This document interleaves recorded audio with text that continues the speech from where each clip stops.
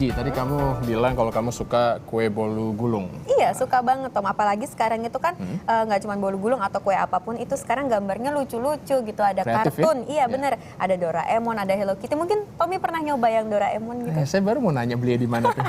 Ini beda lagi loh Inji, Ya, karena kenapa? lukisannya batik. Batik? Nah, nggak cuma tampilannya yang unik, tapi rasanya juga nikmat. Itu pasti karena dibuatnya itu sesuai dengan requestan jadi Betul. pelanggannya ya Tom? Motifnya berbeda-beda.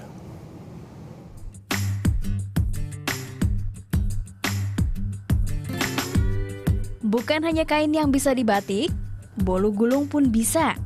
Seperti batik roll cake buatan Shiroite Kitchen ini. Bahan-bahannya tak jauh beda dengan bahan bolu biasa, namun ada sedikit teknik yang berbeda.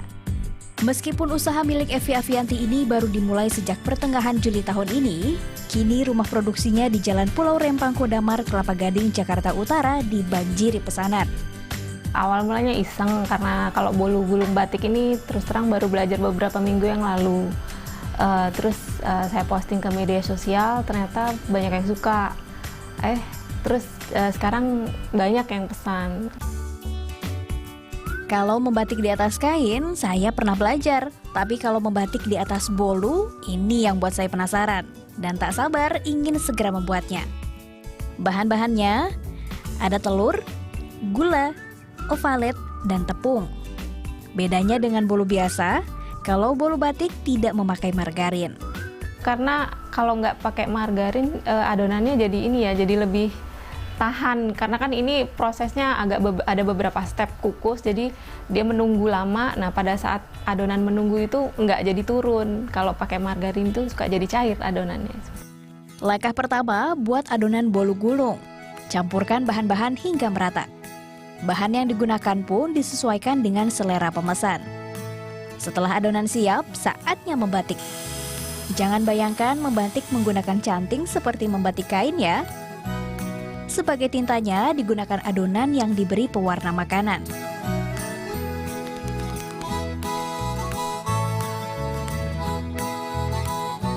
Nah, loyang siap menjadi arena kreatifnya. Meskipun saya dari Jawa, coba kita lihat siapa yang lebih jago membatik di atas bolu. Nah, tak perlu jauh-jauh ke kota Solo atau Pekalongan untuk belajar membatik.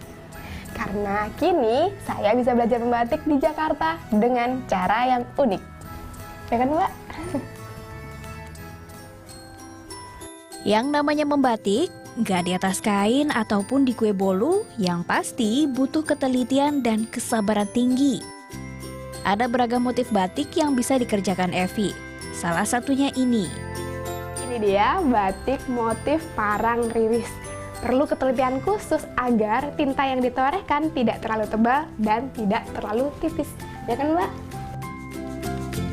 Setelah lapisan batik jadi, bolu siap dikukus.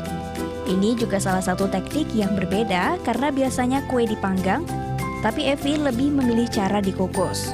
Karena ini batik ya, kalau dikukus ini kayaknya motifnya jadi lebih keluar gitu ketimbang dipanggang.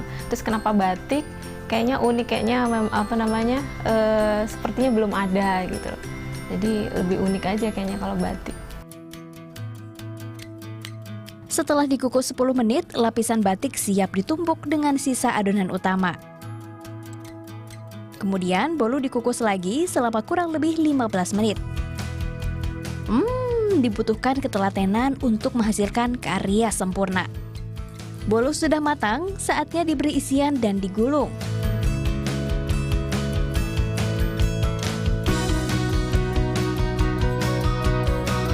Voila, bolu gulung batik sudah jadi.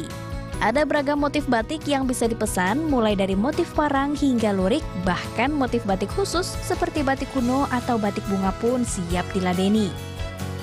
Jadi benar-benar dibuat sesuai keinginan pembeli.